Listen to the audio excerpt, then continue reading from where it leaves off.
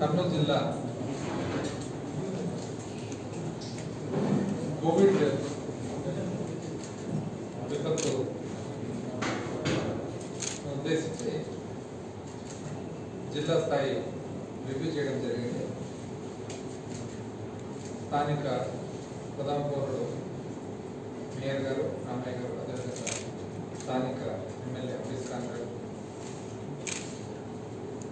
Honourable member legislative assembly Shri ఆఫర్ గారు, అదేవిధంగా honourable member of parliament Shri Brahmananda Reddy గారు, జిల్లా కలెక్టర్ గారు, ఎస్పీ గారు, జాయింట్ కలెక్టర్ గారు, అదేవిధంగా వివిధ మెడికల్ హెల్త్ డిపార్ట్మెంట్ మరియు మున్సిపల్ కమిషనర్ గారు, జేసీ జిల్లా స్థాయి అధికారులందరితో కూడా సమీక్షించడం జరిగింది.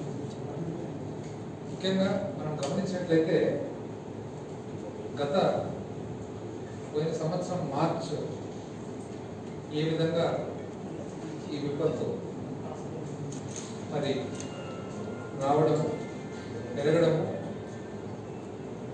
దాదాపు భారతదేశంలో one of the high incidence ఉన్న జిల్లాలు కర్నూలు ఉండగా మన జిల్లా యంత్రాంగం చాలా సమర్థవంతంగా గత సంవత్సరం డీల్ చేసి భారతదేశంలోనే చాలా చక్కగా బాగా డీల్ చేసిన 1-2 జిల్లాల్లో ఏదో ఒకటి అని చెప్పి మరి ప్రశంసలు పొందడం కూడా మన జిల్లా అధికారులందరూ కూడా మన యంత్రాంగం అంతా కూడా ఒకసారి తెలియజేస్తా ఉన్నారు.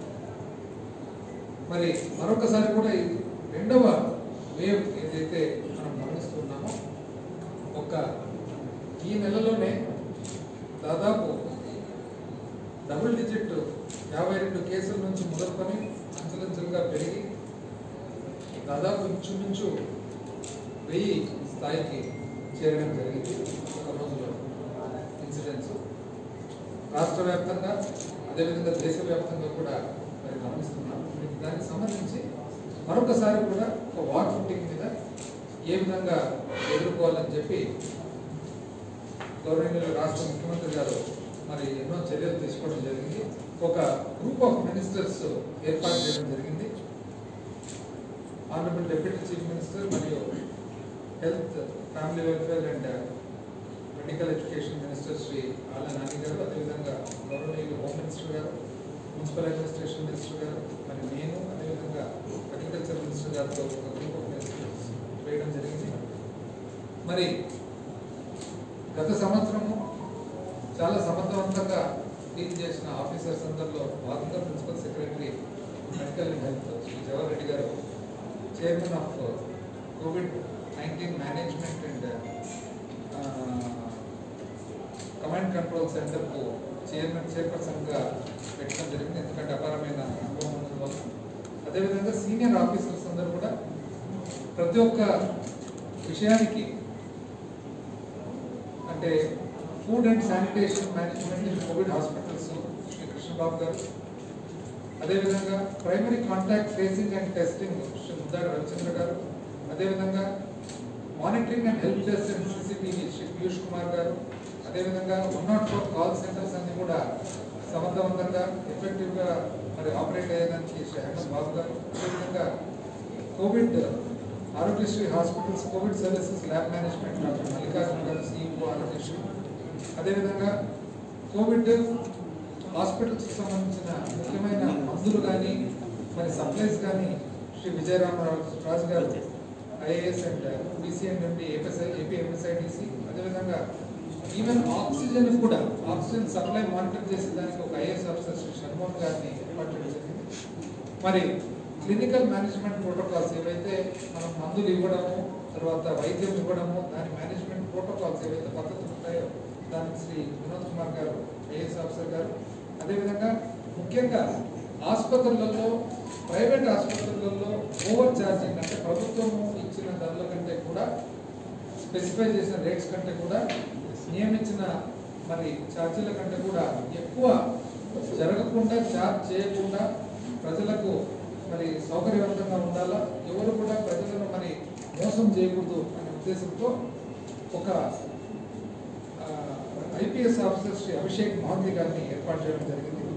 అదేవిధంగా వివిధ ఆఫీసర్స్ వివిధ అంటే ఏవైతే మనం వాడతామో వాడిన మందులు కానీ మరి మెడికల్ ట్రీట్మెంట్కు సంబంధించిన అదర్ కన్సూమర్స్ కానీ మరి చూసేదానికి శ్రీ రవిశంకర్ గారు ఐఆర్ఎస్ ఆఫీసరు. మరి ఈ విధంగా డీటెయిల్డ్గా చాలామంది senior IAS and IRS and IPS officer అందరినీ కూడా మరి ఏర్పాటు చేయడం జరిగింది. మరి జిల్లాకు కూడా ప్రతి జిల్లాకు కూడా ఒక సీనియర్ ఆఫీసర్ను నియమించడం జరిగింది. మన కర్నూలు జిల్లాకు శ్రీ సాయి ప్రసాద్ గారు ఇంతకుముందు దాదాపు 3 సంవత్సరాలు ఇక్కడ కలెక్టర్గా పనిచేయడం. మరి మన కర్నూలు జిల్లాకు సాయి ప్రసాద్ గారిని నియమించడం జరిగింది. మరి మందులు కూడా ఏ మందులు షార్ట్ సప్లై ఉన్నాయి, ఆ షార్ట్ సప్లై ఉండే మందులు ఇమ్మీడియట్గా ఏ విధంగా ఏర్పాటు చేయాలి, ప్రొవైడ్ చేయాలి. మరి ఈవెన్ మందులు వాడకం కూడా ఎట్లంటే అట్లా వాడకుండా ఓన్లీ పద్ధతి ప్రకారంగా, ఎందుకంటే కోవిడ్ అనేది మనకు 1 సంవత్సరం కింద మొదలైన విపత్తు కాబట్టి, జబ్బు కాబట్టి ఒక ప్రాపర్ ప్రోటోకాల్ అనేది ఇంకా ప్రతిరోజు కూడా మనకు సహజంగా ఒక ఏదైనా జబ్బు వచ్చినప్పుడు ఆ ప్రోటోకాల్స్ అనేవి ఏ విధంగా వాడాలి, ఏ మందు వాడాలి, ఎంత డోసేజ్ వాడాలి అనేది కొన్ని దశాబ్దాల మేరకు ఇంప్రూవ్మెంట్ అవుతూ ట్రయల్స్ టెస్టింగ్ అవుతూ వచ్చింది. ఇది సంవత్సరమే కాబట్టి ప్రపంచవ్యాప్తంగా కూడా డాక్టర్లు కానీ, సైంటిస్టులు కానీ, శాస్త్రవేత్తలు కానీ చాలా కష్టపడుతూ ఒక ప్రాపర్ పద్ధతైన ప్రోటోకాల్ కనిపెట్టడానికి ప్రయత్నం చేస్తున్నారు. కొన్ని మందులు ఒక 6 నెలల క్రితము వాడచ్చు అని చెప్పింటారు, ఇప్పుడు 6 నెలల తర్వాత పరిశోధన తర్వాత రోజు వాడకూడదు అని అంటుండొచ్చు. కొన్ని మందులు ఈ డోసేజ్ ఇవ్వాలని చెప్పి 6 నెలల క్రితం చెప్పిండొచ్చు, ఇప్పుడు మాత్రం డోసేజ్ మారాల్సిన అవసరం ఉంది.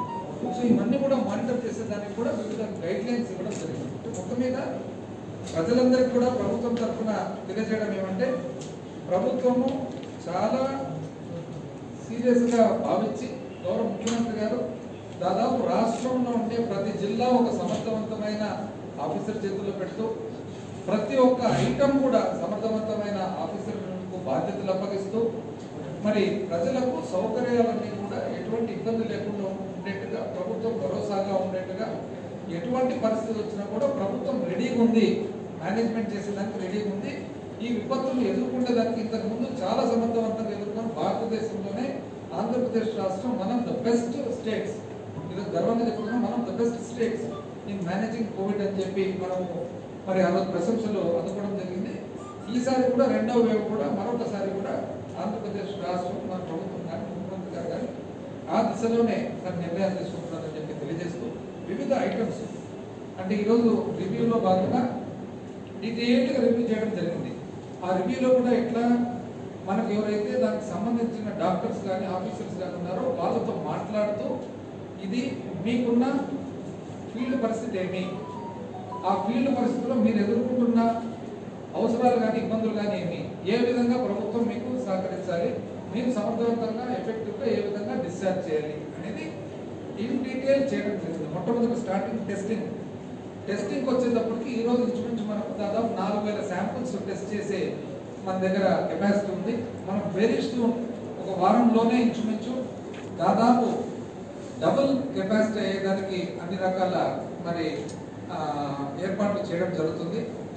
కొత్తగా మనకు ఒక టెస్టింగ్ ఫెసిలిటీ నంద్యాలలో కూడా ఏర్పాటు చేసి, అదేవిధంగా ఎంత తొందరగా వీలైతే అంత తొందరగా ఆదోన్లో కూడా ఒక టెస్టింగ్ పరిస్థితి ఏర్పాటు చేయాలి. ఎందుకంటే మనకు శాంపుల్స్ తీసుకొని శాంపుల్స్ ట్రావెలింగ్ టైమే ఎక్కువ వేస్ట్ కాకుండా ఉండేట్టుగా ఏర్పాటు చేయడం జరుగుతుంది. మరి ఎంత మనకు జిల్లాలో అవసరం ఉంటుందో టెస్టింగ్ పర్ డే, ఇప్పుడు కొన్ని చోట్ల టెస్టింగ్ ఒక రోజు కాకుండా 2 రోజులు లేట్ కాకుండా ఒకటే రోజులోనే రిజల్ట్ వచ్చేదానికి అన్ని రకాలు కూడా కొత్త మిషన్ తేవడము, కొత్త ఎక్విప్మెంట్ తేవడము, కొత్త సెంటర్స్ ఏర్పాటు చేయడం, ఇవన్నీ కూడా డిస్కస్ చేయడం జరిగింది. దానికి సంబంధించిన ఏవైతే మన కన్స్యూమబుల్స్ వాడకంలో ఉండే కెమికల్స్ కానీ, ఇంకోటి కానీ ఉంటాయో అవన్నీ కూడా ఇమ్మీడియట్గా ఆర్డర్లు ప్లేస్ చేసి తెచ్చేదానికి ఆదేశాలు ఇవ్వడం జరిగింది. కలెక్టర్ గారు కూడా ఇవన్నీ కూడా ఇన్స్ట్రక్షన్స్ ఇవ్వడం జరిగింది, on the spot instructions. Even కావాల్సిన మంది ఎంతమంది మనకు ల్యాబ్ అసిస్టెంట్స్ కానీ, ఇంకోరు కానీ, మన టెక్నీషియన్స్ కావాలో అవన్నీ కూడా ఈ 1-2 రోజుల్లోనే ఏర్పాటు చేసుకునేదానికి కూడా ఆదేశాలు ఇవ్వడం జరిగింది. అదేవిధంగా మనకు ఏ విధంగా శాంపుల్ కలెక్షన్ చేయాలి, నెంబర్ 1 104లో వచ్చే ఏవైతే మన కంప్లైంట్స్ మన అడగడం ఉందో, టెస్టింగ్ కావాలని చెప్పి రిక్వైర్మెంట్ ఉందో, ఫస్ట్ 104, ఆ తర్వాత ఎవరికైతే జ్వరము, దాని తర్వాత వాళ్ళు అదేవిధంగా ప్రైమరీ కాంటాక్ట్స్ ఎవరైతే పాజిటివ్ వచ్చినారో ఇమ్మీడియట్గా వాళ్ళ ప్రైమరీ కాంటాక్ట్స్ చేసేదానికి ఒక ప్రోటోకాల్ ఇవ్వడం జరిగింది. మరి ఆసుపత్రి మేనేజ్మెంట్కి వచ్చేటప్పటికి టెస్టింగ్ తర్వాత నెక్స్ట్ ఆసుపత్రి మేనేజ్మెంట్కి వచ్చేటప్పటికి దాదాపు మనకు 18 ఆసుపత్రులు కోవిడ్ ట్రీట్మెంట్ ఈరోజు కర్నూలు జిల్లాలో మనం ఇవ్వడం జరుగుతుంది. 3 గవర్నమెంట్ హాస్పిటల్స్ కర్నూలు, నంద్యాల, ఆదోని, అదేవిధంగా 15 మనకు ప్రైవేట్ ఆసుపత్రులు ఉండగా దాదాపు ఇంచుమించు మనకు యాజ్ ఆన్ టుడే ఈ రోజుకి 1260 బెడ్లు ఉన్నాయన్నమాట. దాంట్లో ఎక్కువ శాతం దాదాపు 3/4 గవర్నమెంట్ హాస్పిటల్స్లోనే ఉన్నాయి. మనకు ఐసీయూ బెడ్స్ 350 బెడ్స్ ఉండగా యాజ్ ఆన్ టుడే ఈ రోజుకి మన government general hospital Kurnool 200, Nandyal, Adoni మిగతావి. అదేవిధంగా మనకు ఆక్సిజన్తో కూడిన బెడ్స్ 750 ఉండగా దాంట్లో 365 ప్రభుత్వ ఆసుపత్రుల్లో ఉన్నాయి. 165 జనరల్ బెడ్స్ ఉన్నాయి. ఇవన్నీ కూడా ఇమీడియట్గా ఆల్మోస్ట్ డబుల్ కెపాసిటీ చేసేదానికి కూడా మనం రెడీగా ఉన్నాము. గవర్నమెంట్ హాస్పిటల్స్ పెంచేదానికి రిక్వైర్మెంట్ వచ్చే కొద్ది ఇమీడియట్గా స్కేల్ మరి ముఖ్యంగా మందుల విషయానికి వచ్చేటప్పటికి షార్ట్ సప్లై మందులు ఏవైతే ఉన్నాయో ఆ షార్ట్ సప్లై మందులు తెచ్చుకునే దానికి కూడా కొన్ని మెడిసిన్స్ లైక్ రెమ్డెసివిర్ ఇవన్నీ కూడా మనం న్యూస్లో చూస్తూ ఉన్నాం షార్ట్ సప్లై ఉందని. ఆ షార్ట్ సప్లై లేకుండా మన ప్రాంతానికి వచ్చేదానికి మళ్ళీ మనము ఆదేశాలు ఇవ్వడం జరిగింది. అదేవిధంగా ఆక్సిజన్ కూడా ఈవెన్ ఆక్సిజన్ సప్లై కూడా షార్ట్ సప్లై లేకుండా ఉండేదానికి ఈరోజు అన్ని రకాలుగా దాని మీద ఒకసారి ఎంక్వైరీ చేసిన తర్వాత యాక్చువల్గా సప్లయర్స్ ఎవరైతే ఉన్నారో వాళ్ళని కూడా పిలిపించి మాట్లాడడం జరిగింది. అదేవిధంగా అంబులెన్సెస్ కూడా అడిషనల్ అంబులెన్సెస్ తీసుకునే దానికి కలెక్టర్ గారు ఇమీడియట్గా ఆదేశాలు ఇక్కడ ఇవ్వడం జరిగింది. దాని తర్వాత మనకు కావాల్సిన మెడికల్ డాక్టర్స్ కానీ మరి అదేవిధంగా కోవిడ్ డ్యూటీలో ఎవరైతే మరి పార్టిసిపేట్ చేసేదానికి ఉన్నారో వాళ్ళకు కూడా ఇమీడియట్గా తీసుకునేదానికి మనకి ఎంత అవసరం ఉందో అంతమందిని తీసుకునేదానికి కూడా మరి ఆదేశాలు ఇవ్వడం జరిగింది. మరి అకామిడేషన్ కూడా మనకు ఇక్కడ గవర్నమెంట్ జనరల్ హాస్పిటల్ ప్రెమిసెస్లో కానీ మనకు డాక్టర్స్, అదేవిధంగా పారామెడికల్ స్టాఫ్, అదేవిధంగా కొంతమంది శానిటరీ బాధ్యతలు ఎవరైతే చేస్తున్నారు, శానిటేషన్ బాధ్యతలు ఎవరైతే చేస్తున్నారో వాళ్ళందరికీ కూడా కావాల్సిన అకామిడేషన్, కావాల్సిన ఫెసిలిటీస్ ఇచ్చేదానికి మనం నిర్ణయం తీసుకోవడం జరిగింది. మరి ఈ కోవిడ్ కేర్ సెంటర్స్ ఏవైతే ఉన్నాయో మనం కోవిడ్ కేర్ సెంటర్స్ కూడా బాగా చక్కగా మళ్ళీ తయారు చేసి ఆ కోవిడ్ కేర్ సెంటర్స్ మేనేజ్మెంట్ కూడా ఎవరైతే హాస్టల్స్, వెల్ఫేర్ హాస్టల్స్కి సంబంధించిన డెప్యూటీ డైరెక్టర్ లాంటి అధికారులు మరి వార్డెన్స్ వాళ్ళందరూ డెప్యూట్ చేయడం జరిగింది మేనేజ్మెంట్ కోసం. దానికి సంబంధించిన మొబైల్ ఎక్స్రే యూనిట్స్ కానీ దాని తర్వాత భోజన సౌకర్యం కానీ అక్కడ ఉండే కావాల్సిన వెల్కమ్ కిట్ ఏదైతే ఉందో అది ప్లస్ అక్కడ లోపల కూర్చున్నప్పుడు వాళ్ళకి అన్ని రకాల టీవీ వసతులు, ప్లే గేమ్స్ అన్నీ కూడా ప్రొవైడ్ చేయడము మరి జరుగుతుంది. దీన్ని కంప్లీట్గా JC3 చూసుకునే దానికి బాధ్యతలు అప్పచెప్పడం జరిగింది. మరి ఇక్కడ ముఖ్యమైన మనం గమనిస్తుండేది పబ్లిక్లో కొన్ని హాస్పిటల్స్లో, ప్రైవేట్ హాస్పిటల్స్లో ఓవర్ ఛార్జ్ చేస్తున్నారు. సో ఓవర్ ఛార్జింగ్ మాత్రం ఎట్టి పరిస్థితుల్లో కూడా గవర్నమెంట్ ఒప్పదు. గవర్నమెంట్ వెరీ క్లియర్గా రేట్స్ ఇవ్వడం జరిగింది. ఆక్సిజన్తో పాటు ఉంటే పర్ డే బెడ్ ఎంత, ఈ మెడిసిన్ ఇస్తే ఇంత, సిటీ స్కాన్కి ఎంత, ఏవైతే రేట్స్ ఉన్నాయో అది ఆ రేట్స్ ఖచ్చితంగా ఆ రేట్స్ మాత్రమే మరి అప్లై చేయాలి తప్ప అంతకు మించి ఓవర్ ఛార్జ్ చేసేదానికి అది తప్పు అవుతుంది. ఎస్పెషల్లీ ఇటువంటి పరిస్థితుల్లో డాక్టర్ అనే వ్యక్తి, ఆసుపత్రి అనే వ్యక్తి ఒక మనిషి జీవితం కాపాడాల్సిన బాధ్యత ఉన్నప్పుడు మరి ఇట్లాంటి పరిస్థితుల్లో ఓవర్ ఛార్జ్ చేయాలా, పేదవాళ్ళని కానీ ఇంకోవి కానీ మరి గవర్నమెంట్ నిబంధనల మేరకు దాడి చేయడం తప్పు. కాబట్టి ప్రభుత్వం అందుకనే ఈ విషయం మీద సపరేట్గా అభిషేక్ మహంత్ గారు IPS ఆఫీసర్ గారు నియమించడం జరిగింది. దానికి ఒక టీం ఉంటుంది. వాళ్ళందరూ కూడా కంప్లైంట్ ఇచ్చిన వెంటనే దాని మీద యాక్షన్ తీసుకోవడం జరుగుతుంది. ఇన్ ఎక్స్టెన్షన్ ఆఫ్ దట్ ఆడి వరకే కాకుండా జిల్లా స్థాయిలో కూడా ఇక్కడ ఒక ప్రత్యేకమైన టీం ఏర్పాటు చేయాలని చెప్పి నిర్ణయం తీసుకోవడం జరిగింది. ఇక్కడ కూడా SCBకి సంబంధించిన అధికారిని, తర్వాత అదేవిధంగా మన మున్సిపల్ కమిషనర్ గారిని ఒక టీం ఇక్కడ కూడా పెట్టి మనం అన్ని చోట్ల కూడా డీటెయిల్డ్గా ప్రతి ప్రైవేట్ ఆసుపత్రి కూడా డిస్ప్లే చేయడం జరుగుతుంది. ఏమని ఎవరైనా కానీ ప్రభుత్వం ఇచ్చిన రేట్లు ఏవైతే ఉన్నాయో ఆ రేట్లు డిస్ప్లే చేస్తారు. ఆ రేట్లు దాటి ఎవరన్నా కానీ ఒకవేళ ఛార్జ్ చేయాలనంటే మాత్రం ఆ ఫోన్ నెంబర్కి ఫోన్ చేసి చెప్తే వెంటనే చర్య తీసుకోవడం జరుగుతుంది ఆసుపత్రి. అందుకని చాలా ప్రజలకు మాత్రము ఇది ఈ విషయమైన ఇటువంటి పరిస్థితుల్లో మళ్ళీ ఒక ఆసుపత్రిగా ఒక డాక్టర్గా ఉన్నదానికంటే కూడా వాళ్ళ మీద డబ్బులు ట్రీట్మెంట్ ఇచ్చేదే కాకుండా డబ్బులు తప్పుగా సంపాదించాలి పేషెంట్ మీద అనుకోవడం మాత్రము క్షమించరాని తప్పవుతుంది కాబట్టి ప్రభుత్వం మాత్రం దీన్ని ఖచ్చితంగా సీరియస్ యాక్షన్ తీసుకోవడం జరుగుతుంది. మరి రిపేర్స్ ఏవైతే మనకి ఎక్విప్మెంట్ ఉంటాయో వెంటిలేటర్స్ కానీ దాని తర్వాత వేరే ఎక్స్రే ఎక్విప్మెంట్ కానీ ఏమున్నా కూడా అన్నీ కూడా ఇమ్మీడియట్గా రిపేర్ చేసి ఆల్రెడీ అన్నీ కూడా బాగున్నాయి. ఒకటో రెండు ఏమన్నా తక్కువ ఎక్కువ ఉన్నా కూడా అవన్నీ కూడా రిపేర్ చేసి చేయాలని చెప్పేసి మరి ఆదేశాలు ఇవ్వడం జరిగింది. ఓవరాల్గా కర్నూలు జిల్లా ప్రజలందరూ కూడా తద్వారా రాష్ట్ర ప్రజలందరూ కూడా మనము కన్వే చేయదలుచుకునేది ఏమంటే గవర్నమెంట్ అన్ని రకాలు కూడా రెడీగా ఉన్నాము, దీన్ని ఖచ్చితంగా సమర్థవంతంగా ఫేస్ చేస్తాము, అన్ని విధాలు కూడా బాధ్యతారహితంగా మరి పరిపాలన జరుగుతుంది. అండ్ ఎవరు కూడా భయపడాల్సిన అవసరం లేదు. ప్రభుత్వం ఉంది, ప్రభుత్వం అన్ని రకాలు కూడా ముందుకు వచ్చి ప్రతి ఫెసిలిటీ కూడా హెల్త్ కేర్లో మరి ప్రొవైడ్ చేయడం జరుగుతుందని చెప్పి తెలియజేస్తూ మరి కూడా దయచేసి మీరు కూడా, ఎందుకంటే ఆరోగ్యం ఎవరిది? ప్రజలు. కాబట్టి మీరు ముందుకు వచ్చి ప్రజలు ముందుకు వచ్చి ఫస్ట్ మీరు కోఆపరేట్ చేసేదే కాదు, మీరు యాక్చువల్గా బాధ్యత తీసుకోవాలి. ఏ విధంగా తీసుకోవాలి? ఖచ్చితంగా మాస్క్ వేసుకోవాలి. నెంబర్ 2, సోషల్ డిస్టెన్స్ పాటించాలి, కొంత గ్యాప్ ఇవ్వాలి. ఎందుకంటే ఇది ఇప్పుడు మనకు ఆరోగ్యం చెడిపోయిన తర్వాత జరగరాని జరిగితే ఎవరు దానికి బాధపడే వాళ్ళు ఎవరు, ఇబ్బంది పడే వాళ్ళు ఎవరు? మనమే. కాబట్టి కోఆపరేట్ చేసి మాస్క్ వేసుకోవడము, సోషల్ డిస్టెన్స్ పాటించడము, దయచేసి అనవసరంగా బయట తిరిగేది వద్దు. అవసరం మాత్రమే తిరగాలి. అనవసరంగా ఊరికి తిరగడము, 10 మంది కూర్చోవడము, 10 మంది గ్యాదర్ కావడము, ఇది మనము ఖచ్చితంగా ఈ విపత్తును జయించే వరకు మనము మన ఆరోగ్యాన్ని కాపాడుకునేదానికి ఫస్ట్ మనం ఉండాలి.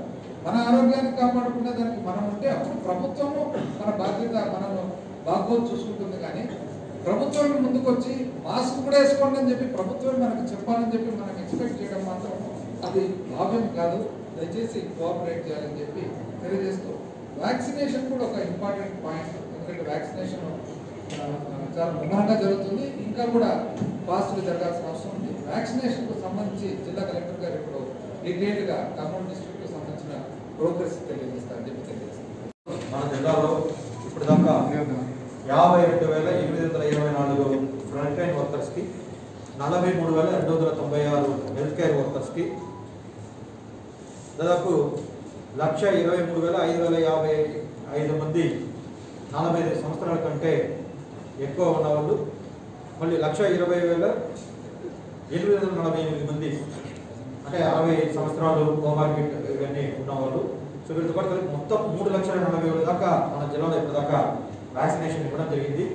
సో ఇప్పుడు మనకు వ్యాక్సినేషన్ ఎప్పుడైతే వస్తుందో ఇమీడియట్గా దాన్ని కమ్యూనికేట్ చేస్తూ దాన్ని స్ట్రాటజీని మార్చుకుంటూ ఏ టైంలో మనకి వ్యాక్సిన్ వస్తుందో ఆ స్టాక్ని పెట్టి ఏ టైంలో ఎలాంటి డిమాండ్ ఉంటుందో దాన్ని పెట్టి గవర్నమెంట్ ఇచ్చే ఆదేశాల మేరకు మేము వ్యాక్సినేషన్ కండక్ట్ చేస్తున్నాము.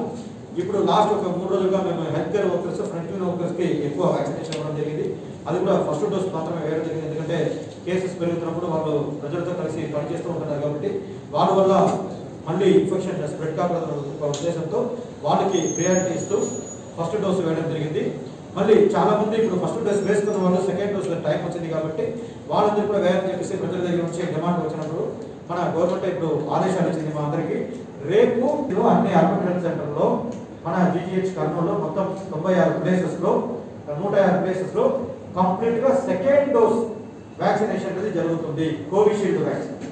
కోవిషీల్డ్ మాత్రం ఎవరైతే ఫస్ట్ డోస్ వేసుకున్నారో, ఎవరికైతే 6 వారాల నుంచి 8 వారాల దాకా కంప్లీట్ అయ్యి వాళ్ళకి వ్యాక్సిన్ వేసుకోవడానికి టైం వచ్చిందో వాళ్ళందరూ కూడా మీ యొక్క పిహెచ్సి పరిధిలో, మీ యొక్క అర్బన్ హెల్త్ సెంటర్ పరిధిలో, లేకపోతే మన కర్నూలు గవర్నమెంట్ జనరల్ హాస్పిటల్లో వ్యాక్సిన్ వేసుకోవడానికి మేము సిద్ధం చేయడం జరిగింది. ఆ స్టాక్ మొత్తం కూడా ఆల్రెడీ పంపించడం జరిగింది. మా అధికారులు కూడా ప్రతి ఒక్క మండలంలో ఉన్న తహసీల్దార్, ఎంపీడీఓ, తర్వాత డిఆర్డీఏ, ఏపీఎం